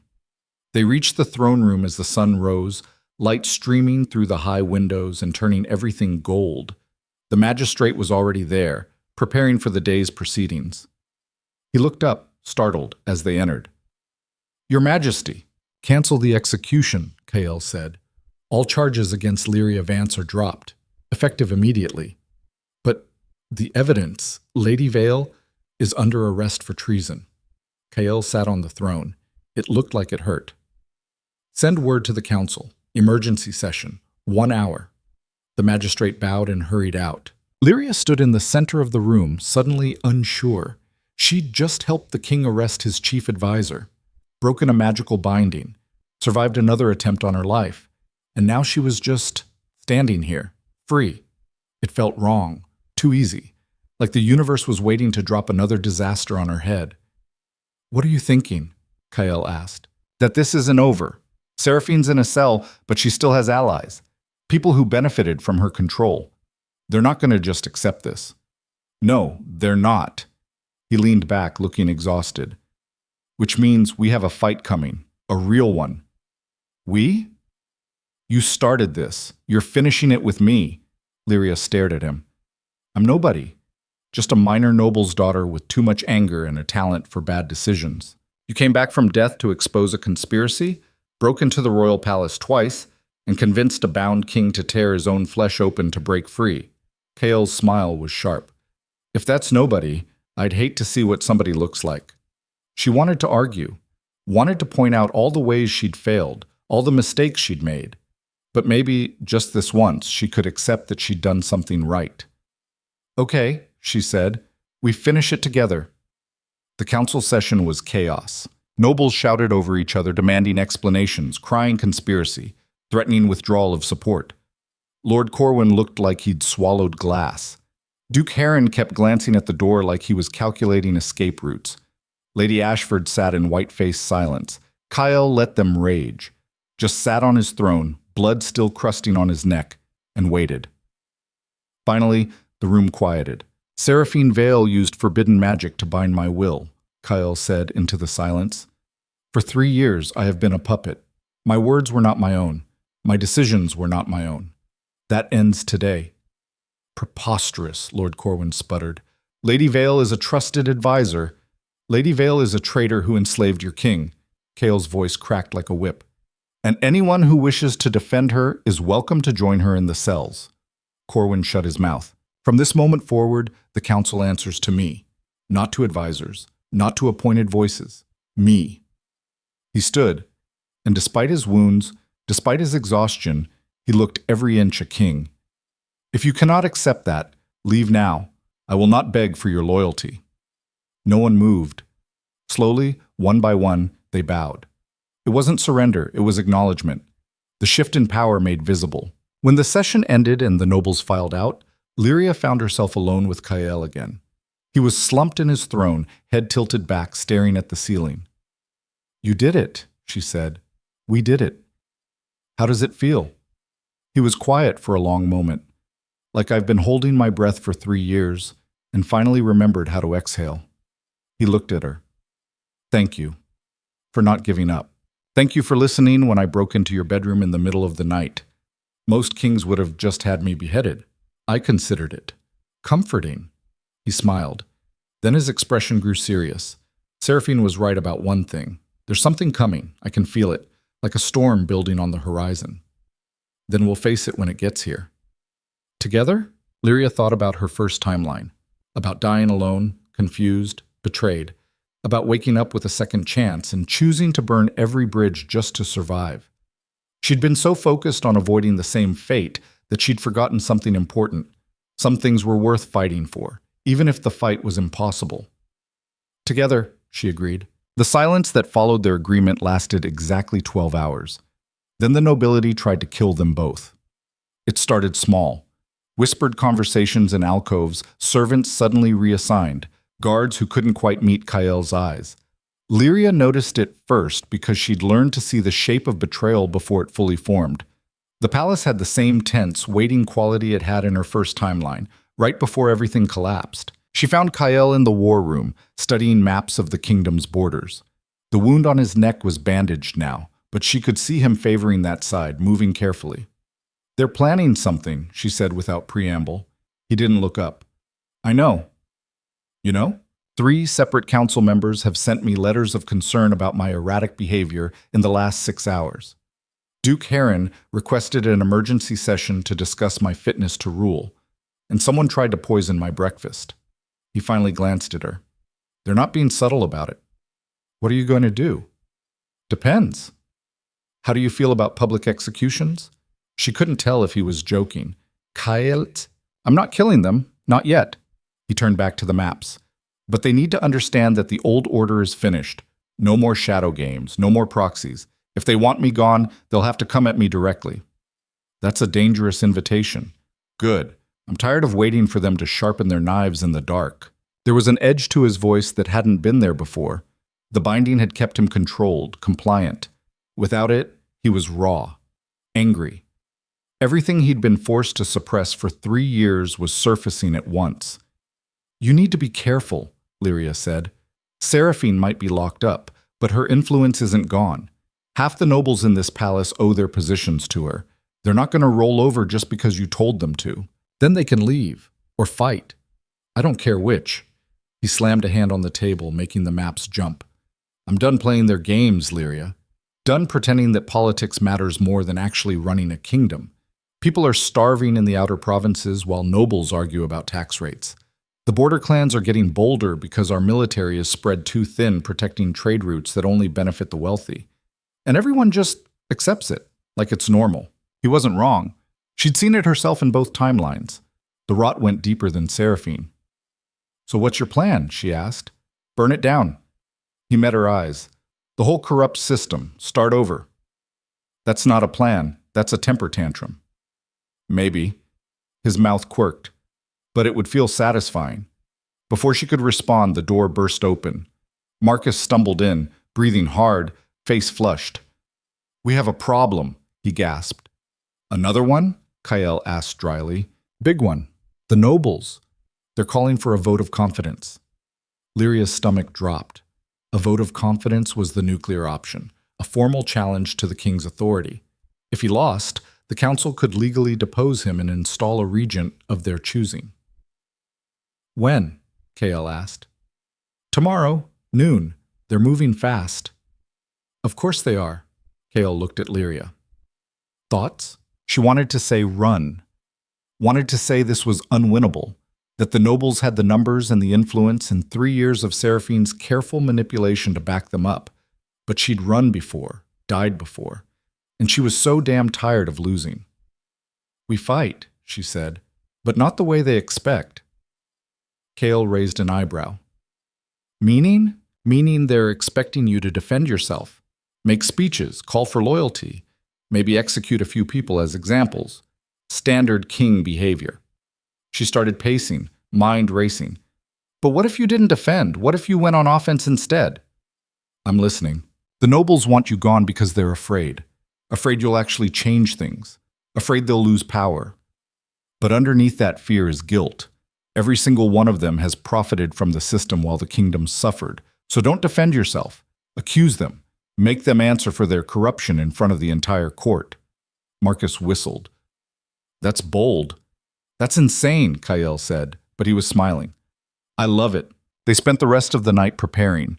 Marcus brought his father's journal, and together they compiled a list. Every noble who'd taken bribes, embezzled funds, or turned a blind eye while their provinces starved. It was damning, and it was undeniable. This is going to cause chaos, Marcus warned. Good, Kael said. Let them panic. Panicked people make mistakes. Lyria looked at the papers spread across the table and felt something shift in her chest. This was what she'd come back for, not just to save herself, not even to save Kael, but to actually fix the rot that had killed her in the first place. One question, she said. After you expose them all, then what? You can't run a kingdom without nobles. No, but I can run it with better ones. Kael's expression was grim. There are people out there, merchants, guild leaders, even commoners, who actually care about making things work. They've just never had power because the nobility kept it locked up tight. Time to change that. You're talking about revolution. I'm talking about evolution. He stood. The kingdom either adapts or dies. I'd prefer the former. As dawn broke, Lyria found herself alone on a balcony overlooking the city. The sky was gray and heavy with the promise of rain. Below, the capital sprawled out in all directions, beautiful at a distance, but she knew the truth underneath: the poverty, the desperation, the slow decay. She heard footsteps behind her. Cale joined her at the railing. "Can't sleep?" he asked. "Too much to lose now." "You could still walk away, get Marcus, go home. Whatever happens tomorrow, you've done enough." She looked at him. His face was haggard, exhausted, but there was a clarity in his eyes that hadn't been there before. "I died once because I trusted the wrong people and stayed quiet when I should have screamed," she said. "I'm not making that mistake again." "Even if it gets you killed?" "Especially then. At least this time it'll mean something." He was quiet for a moment. Then, "I never apologized." "For what?" "For the first timeline. For letting them execute you." His voice roughened. "I don't remember it. But if Seraphine had me bound, if I stood there and did nothing while you died, you weren't yourself. Doesn't matter. You died because I failed to protect you. That's on me." Lyria thought about that moment. The cold floor, the blood, the way he'd looked at her like she was nothing. "You're right," she said. "It was your failure, but it was mine too. I waited for someone to save me instead of saving myself. I trusted a system that was designed to chew people like me up and spit them out." She turned to face him fully. "We both failed, so let's not fail this time." He held out his hand. "Partners?" She took it. His grip was warm, solid, real. Partners. The throne room was packed by noon. Every noble in the capital had come to watch the vote of confidence. They filled the galleries, whispering behind fans and gloved hands, eyes bright with anticipation. This was entertainment, blood sport dressed up in ceremony. Lyria stood off to the side, Marcus beside her. Her mother hadn't come, too ashamed of her daughter's choices probably, but Marcus had shown up in formal dress, jaw set, ready to stand with her no matter what happened. "Thank you," she said quietly. "Don't thank me yet. We might both be dead in an hour." "True, but still." Kael entered last. He wore full royal regalia, crown, ceremonial armor, the works. But there was nothing ceremonial about the sword at his hip or the way he moved. He looked like a man preparing for war. The magistrate called the session to order. "We are gathered to address the vote of confidence, called by Duke Heron and supported by..." He consulted his notes. 17 council members. "The charge is that His Majesty has shown erratic judgment, acted against the kingdom's interests, and is unfit to rule." Duke Heron stood. He was older, silver-haired, with the kind of face that looked trustworthy right up until he stabbed you. "Your Majesty," he began, "we call this vote not out of disloyalty, but concern. Recent events have shaken the court. Your chief advisor arrested without evidence, your behavior increasingly unstable. We fear you are not yourself." "Not myself," Kael repeated. "Interesting choice of words, Duke, given that for 3 years I wasn't myself because Seraphine Vale had me magically bound." Murmurs rippled through the crowd. "The binding is broken now," Heron said smoothly. "But the question remains, are you fit to lead? The decisions you've made since breaking free have been reckless, dangerous. Name one. Arresting Lady Vale without trial, threatening the council, openly consorting with a convicted traitor." He gestured at Lyria. "Miss Vance was sentenced to death for theft and assault. You pardoned her without explanation." "I pardoned her because the charges were fabricated. Seraphine framed her to keep her quiet." "So you say, but we have only your word." "You have the evidence." Kael pulled out the papers they'd compiled. Seraphine's journal, her binding spells, documentation of her control. It's all here. Forgeries, perhaps? Or misinterpretation? Heron's smile was thin. "We're not questioning your honesty, Your Majesty. We're questioning your judgment. It was a trap, beautifully laid. No matter how Kael defended himself, he'd look defensive. Weak. So he didn't defend." "You want to question my judgment?" Kael's voice cut through the room. "Fine. Let's talk about judgment. Let's talk about how Duke Heron embezzled 50,000 crowns from the military budget last year, how he funneled it into his personal estates while soldiers went without proper armor." Heron's face went white. "Let's talk about Lord Corwin's gambling debts. 200,000 crowns owed to merchant guilds, paid off with tax money meant for the lower city. Kael's gaze swept the room. Or Lady Ashford's arrangement with border smugglers, turning a blind eye to illegal trade in exchange for a cut of the profits. The room erupted. Nobles shouted denials, accusations, demands for proof. Kael let them rage. Then he slammed a fist on the throne's armrest and the room fell silent. "I have documentation for every charge," he said coldly. "Names, dates, amounts. You want to question my fitness to rule? First answer for your own crimes." "This is slander," Corwin sputtered. "It's truth, and you know it." Kael stood. "Every single person in this room has profited while the kingdom bled. You let Seraphine control me because it was convenient. Easier to have a puppet king than one who might actually hold you accountable. That's not enough." Kael's voice was thunder. "I'm done with lies, done with games. Here's what's going to happen. The vote of confidence proceeds as planned. But before you vote, understand this. If I win, I'm cleaning house. Every corrupt official, every bought council member, everyone who chose profit over people is finished. I will tear this system apart and rebuild it with people who actually give a damn about something other than their own wealth." Silence. Absolute. Suffocating. "And if you vote against me," Kael continued, "if you decide I'm unfit and install some regent of your choosing, the kingdom will burn because the people are tired. Tired of starving while you feast. Tired of dying while you play politics.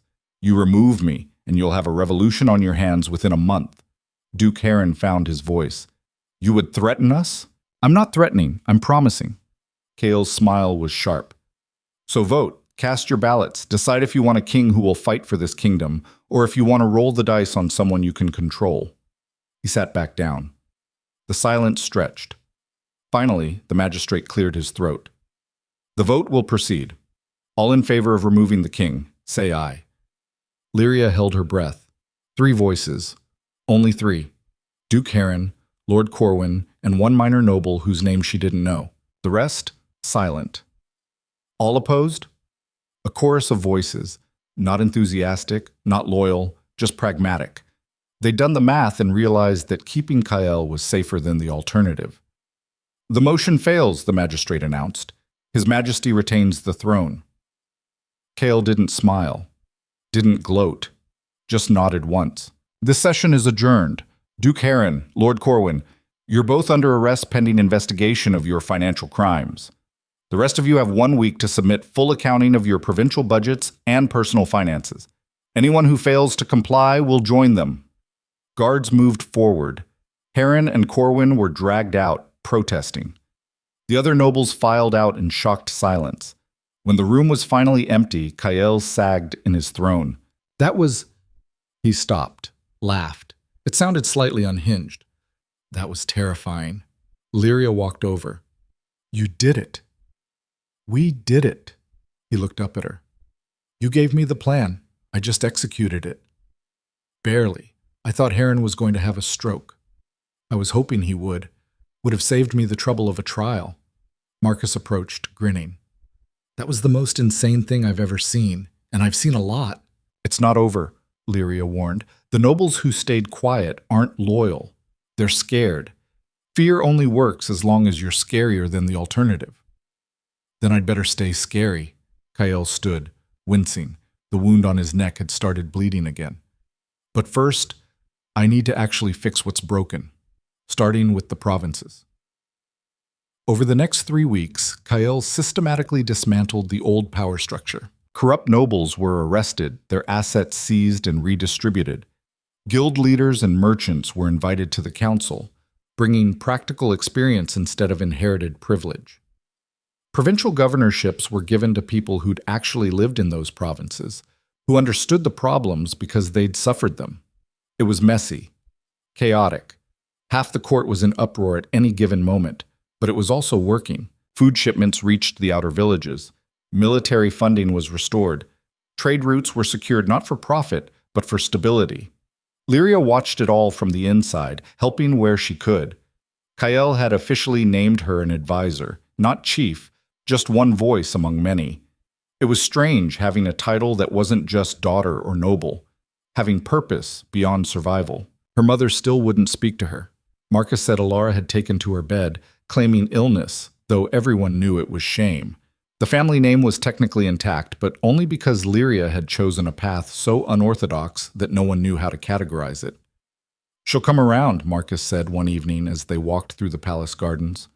"Or she won't. Either way, you're better off." "That's harsh. That's realistic." He plucked a flower, studying it. "She spent her whole life playing a game she thought she understood. You changed the rules. She can't handle that." "Can you?" He looked at her. "Are you kidding? This is the most interesting my life has ever been. I've gone from useless younger son to assistant to the king's advisor. It's fantastic." Despite everything, Lyria smiled. "You've been helpful." "I know. I'm amazing."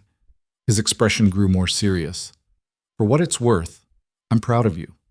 What you did, standing up to everyone, refusing to back down even when it would have been easier to just die quietly." He shook his head. "You're braver than anyone I know." "I'm not brave. I'm just stubborn." "Same thing, sometimes." They walked in comfortable silence until they reached the heart of the garden, where a fountain bubbled and flowers bloomed in riotous color. Lyria sat on the fountain's edge, trailing her fingers in the water. "Do you think it'll last?" she asked. "The changes?" Marcus considered. "Depends. If Kael stays strong, if he doesn't fall back into old patterns, maybe. But nothing lasts forever. Eventually someone will try to corrupt it again. That's just how power works." Comforting. "I'm a realist, not a comfort blanket." He sat beside her. "But for now, for this moment, you won. You came back from death, broke a magical binding, exposed a conspiracy, and helped rebuild a kingdom. That's not nothing." She thought about her first timeline, about dying confused and alone, never understanding why. This was better, infinitely better. Even if it all fell apart tomorrow, at least she'd fought for something real. That night, Kael summoned her to his private chambers. When she arrived, he was standing by the window, looking out at the city. The lights below twinkled like captured stars. "You wanted to see me?" she said. "I've been thinking." He didn't turn. "About what comes next." "There's always something next." "True, but this next is important." Finally, he looked at her. "I'm going to formally dissolve the old council structure. Replace it with a parliament, representatives from every province, every guild, every major city. Real voices, not just inherited seats." "That's ambitious. That's necessary. But it also means I need people I can trust in key positions. People who prove they'd rather burn the system down than let it continue broken." Lyria's pulse quickened. "What are you asking?" "Be my co-regent." She stared. "What?" "Not queen, don't panic, but someone with equal authority. Someone who can check my decisions, call me out when I'm wrong, and help build something that actually lasts." He stepped closer. "You see things I miss. You're not afraid to fight, and you've already died once for this kingdom. I can't think of anyone more qualified." "I'm not qualified at all. I'm 17, I have no formal training, and half the nobility hates me." "Perfect credentials." His mouth quirked. "Look, I'm not asking you to have all the answers. I'm asking you to stand beside me and figure it out together, the way we've been doing." She wanted to say no, wanted to point out all the ways this could go wrong. But she'd spent her first life saying no to herself, playing it safe, being what other people expected. And where had that gotten her? "Okay," she said. "Yes." His whole face transformed. The exhaustion, the weight. It lifted, just for a moment, and he looked young, hopeful. "Thank you." He caught her hand. "I know this is asking a lot. It's asking everything. But that's fine. I don't have anything else to do." She squeezed his hand. "We do this together. No secrets, no games. Just truth, even when it's ugly. Especially when it's ugly. Deal." The formal announcement came the next day. The remaining nobles took it about as well as expected, which is to say, terribly. But they were in no position to argue. Kael had momentum, public support, and most importantly, he had stopped caring about their approval. Lyria's official title was Regent Advisor, which was deliberately vague enough to mean whatever she needed it to mean. She had a seat on the new parliament, authority to audit any province, and the right to veto council decisions if she believed they harmed the common good. It was more power than she'd ever imagined having, and it scared her. But fear was just information, and she'd learned to use it. 2 months after Seraphine's arrest, they held the first parliament session. Representatives from all over the kingdom filled the throne room: farmers, merchants, guild leaders, even a few commoners who'd been elected by their communities. They argued and shouted and disagreed on almost everything. It was chaotic and messy and absolutely beautiful. Lyria watched from her seat beside Kael's throne and felt something unfamiliar bloom in her chest. Hope, real hope. Not the desperate, grasping kind from her first timeline, but the solid kind built on actual progress. After the session, she found herself alone with Kael in the quieting hall. "Think it'll work?" she asked. "No idea, but it's better than what we had." He looked at her. "You know what the strangest part is?" "What?" "I'm happy." He said it like he was testing the word. "For the first time in years, I actually want to wake up in the morning, want to see what happens next.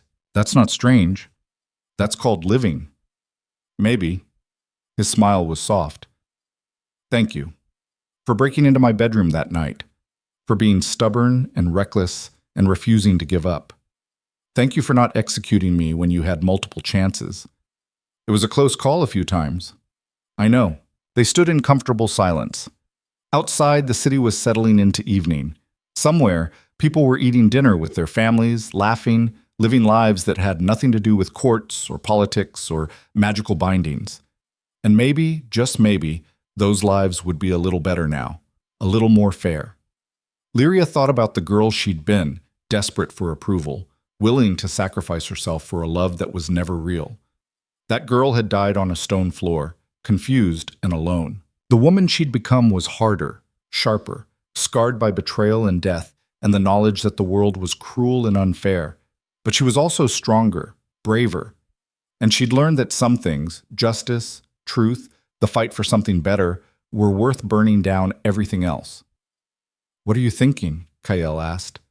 "That I'm glad I came back, even though it was hell, even though I almost died again."